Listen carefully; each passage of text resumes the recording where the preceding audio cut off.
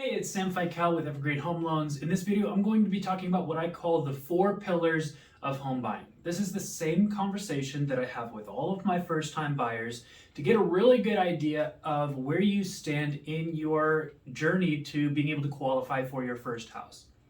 So let's get started. The 4 pillars stand for debt, income, credit, and assets.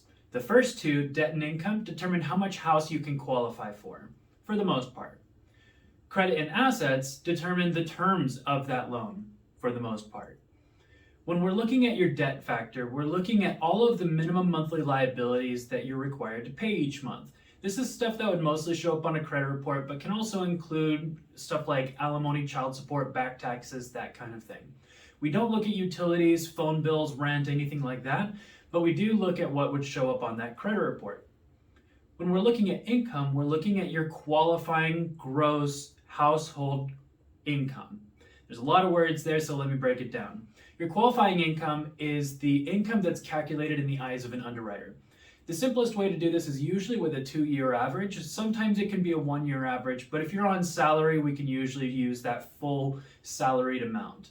If you're self-employed, we'll do a 2-year average. If you receive other types of income, such as overtime commissions, tips, side gigs, second job, that kind of thing, again, 2-year average. So most of the time we're going to take your tax documents from 2 years ago, tax documents from last year, and maybe your year-to-date income, and average that all together for however many months that is, and come up with a monthly figure there. When it comes to the debt and the relationship with debt and income, that's your debt to income ratio.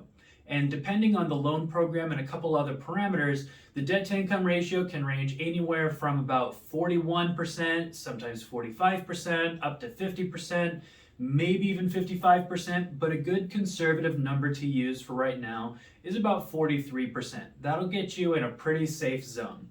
So how you factor this is you take your income, your monthly income, that is usually on a 2-year average, right? You take your monthly income times by 0.43, which is 43%, and that is your total debt that is allowed to be on your against your liabilities.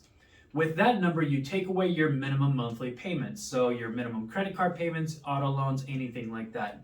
Whatever is left over is whatever mortgage payment you would be able to easily qualify for. That's just a quick rule of thumb. Of course, there's a lot more details to it, but if you're wanting to figure that out for yourself, go ahead and give it a try and let me know what you come up with. As far as the latter two pillars, we're looking at credit and assets. When we look at credit, we're looking at both your credit score and your credit history.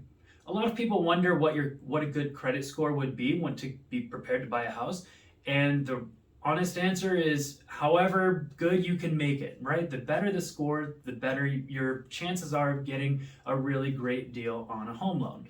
The reason being is because there are programs out there that allow for low credit, but it can get really expensive and you'll need more money to cover for closing costs and down payment and such.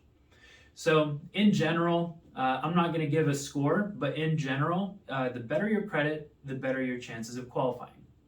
When it comes to credit history, we're looking at anything that might have been in your past that might be surfacing up, that might still have balances. So stuff that I'm talking about like collections, charge-offs, bankruptcies, foreclosures, short sales, that kind of thing. Obviously, those are no bueno, but there are ways to possibly get around them or navigate through that situation.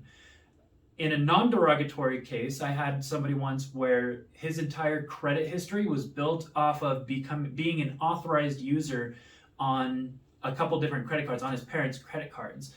As a result, Fannie Mae didn't like that, and so we had to go with Freddie Mac conventional. It wasn't that big of a deal, but it is something to look at when we're analyzing the credit report. When we're looking at assets, our last pillar, assets refers to the amount of money that you have available for your down payment, closing costs, and reserves. Reserves are just money left over after the transaction that the underwriter wants to verify to make sure that you're not buying the house with absolutely $0. And so, depending on the loan program and your specific situation, the down payment requirements can be anywhere from 3% to 25%. It just depends, right? For most first-time buyers, you can get a pretty sweet deal with between 3.5%, maybe even 5% if you were inherited property. But the down payment really isn't that much compared to the common myth of requiring 20% down.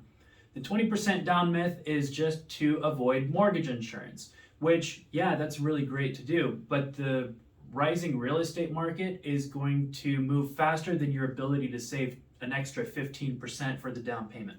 So it's worth it to take the mortgage insurance for right now, take the lower down payment, and then maybe refinance out of that mortgage insurance in the future. Common strategy that I work with first-time buyers. Also with assets, we're going to be looking at your ability to pay for closing costs. So yes, there's down payment assistance programs available out there. They're not always the best option for everybody, but even with down payment assistance, you still have to worry about coming up with closing costs. There's a lot of third parties that are involved in making a mortgage transaction go through, and they need to get paid as well. You're also going to be paying taxes and insurance and the prepaid policies of those up front, and so be prepared to add a couple $1,000s in closing costs on top of your down payment. And that's it. If you want to know more information about what your qualifying ability is, feel free to reach out. I'm always available. Thanks.